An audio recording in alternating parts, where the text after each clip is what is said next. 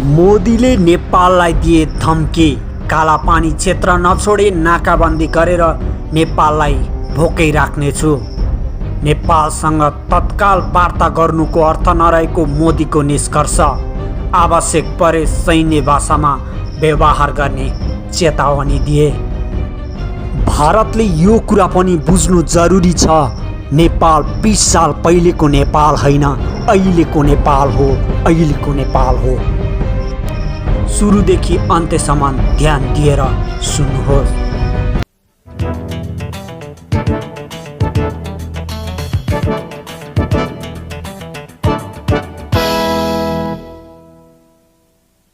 लिम्पियाधुरा, लिपुलेक र कालापानी सहितको नेपालको भूभाग समावेश गरेर नेपालको संविधानको धारा 9 को उपधारा 2 सँग सम्बन्धित अनुसूची 3 मा संशोधनका लागि सङ्घीय संसदले संविधान संशोधनको प्रस्ताव पारित गरेपछि भारत चिडिएको छ।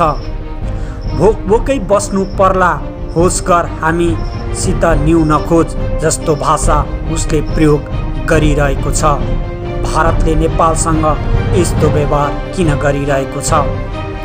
कालापानी विवादबाट नेपाल पछि नहट्ने देखिएसँगै भारतले पटक पटक आपत्ति जनाइरहेको छ। भारतीय विदेश मन्त्रालयका प्रवक्ता अनुराग श्रीवास्तवले भारतले सीमा विषयमा पहिल्यै आफ्नो स्पष्टोक्ति दिइसकेको र भारतीय भूभाग समेटेर नेपालले जारी गरेको नयाँ नक्साप्रति भारतले आपत्ति प्रकट गरिसकेको बताएका छन्। ऐतिहासिक तथ्य वा प्रमाणका आधारमा नेपालीले दाबी नगरी कृत्रिम विस्तारबाट नेपालले नयाँ नक्सा बनाएको भारतलाई मान्ने नहुने उनको भनाइरहेको छ। नेपालले गरेको वार्ता अनुरोधलाई स्वीकार्दै कूटनीतिक माध्यमबाट मुद्दालाई सुल्झाउन प्रयास हुने उनले विश्वास व्यक्त गरेका थिए। भारतमाथि कडा टिप्पणी गरिरहेका केपी ओलीका कारण नेपाल भारत बीचको सम्बन्ध थप बिग्रन सक्ने भारतीय सञ्चार माध्यमहरूले पटक पटक फुकिरहेका छन् र जनाइरहेका छन्।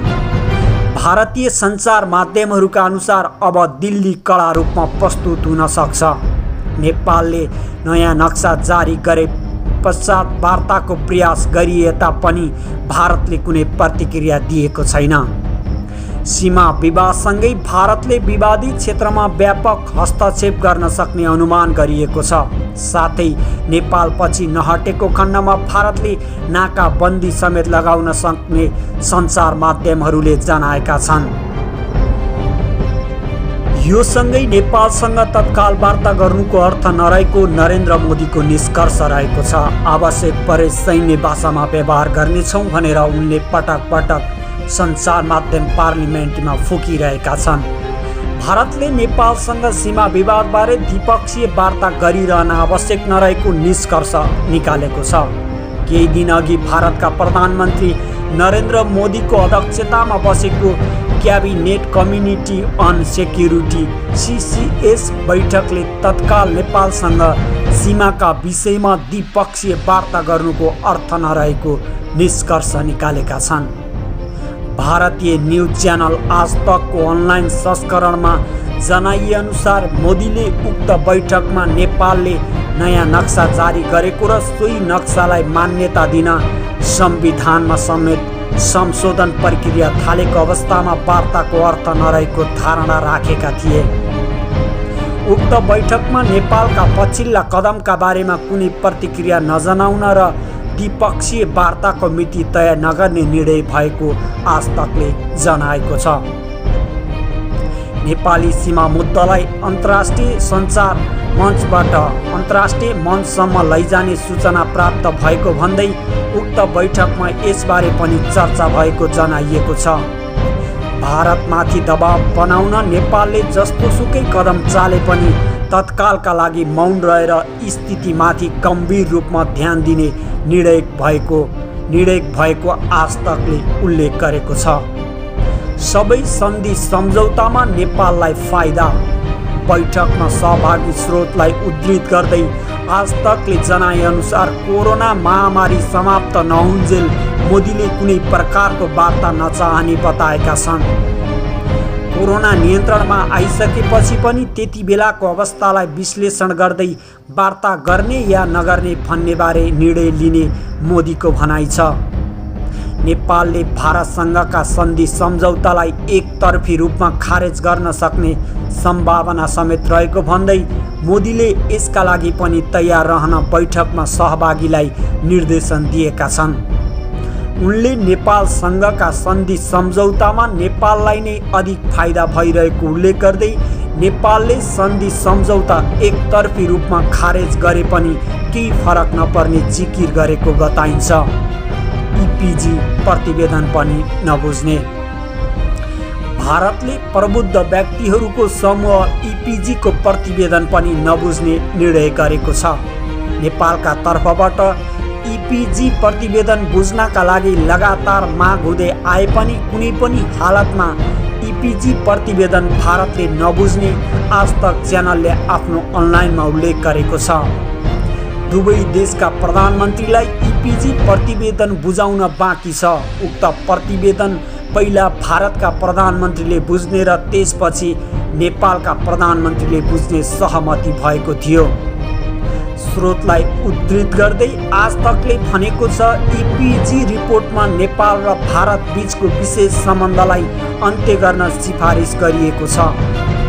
भारतले कूटनीतिक स्तरमै नेपालसँगको सबै प्रकारका द्विपक्षीय मुद्दा सुल्झाउन चाहेको अवस्थामा पनि नेपालले भारतको अधीनमा रहेको भूभागलाई नयाँ नक्सा मार्फत आफ्नो देशमा गाभेका कारण आवश्यक परेको खण्डमा अब सैन्य कूटनीतिको भाषामा व्यवहार गर्ने सन्देश स्पष्ट रूपमा दिएको छ।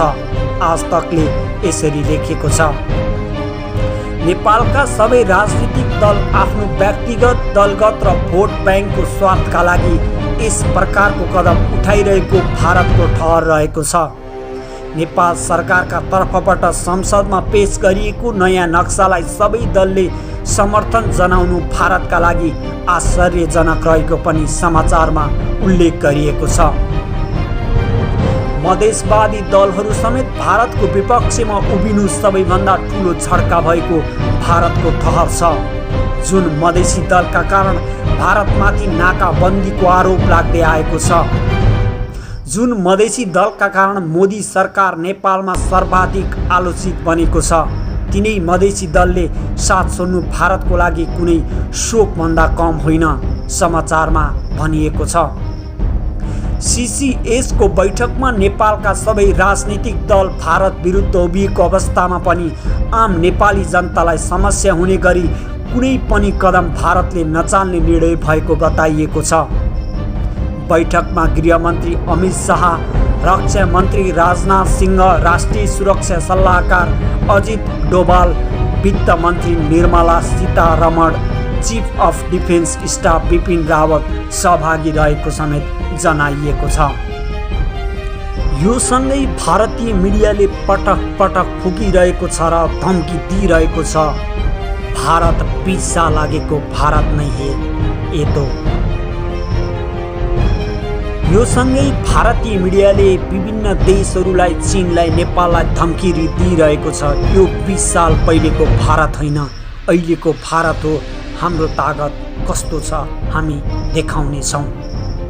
भारतले यो धम्कीपूर्ण भाषा दिइरहँदा यस्तो लाग्छ कुनै पनि देश 20 साल पहिलेको होइन, नेपाल पनि 20 साल पहिलेको नेपाल होइन, यो अहिलेको नेपाल हो। यो सम्झिनु जरुरी छ। मोदीले पोले कालापानी क्षेत्र नछोडे नाकाबन्दी गरेर नेपाललाई भोकै राख्नेछु, यो कतिको उनको धम्की हो। नेपालसँग तत्काल वार्ता गर्नुको अर्थ नरहेको मोदीको निष्कर्ष आवश्यक परे सैन्य भाषामा व्यवहार दिने मोदीको भनाइरहेको छ र आज तक जी न्युज एपिपीमा पटक पटक यस्ता न्युजहरू छापिरहेका छन्। एक देशभक्त नेपालीको नाताले यो न्युज सक्दो सेयर गरिदिनुहोस् र ध्यान दिएर सुन्नुहोस् र खबर बुलेटिन टिभीलाई सब्सक्राइब गरी साथमा रहेको बेल आइकनलाई पनि थिचिदिनुहोस्।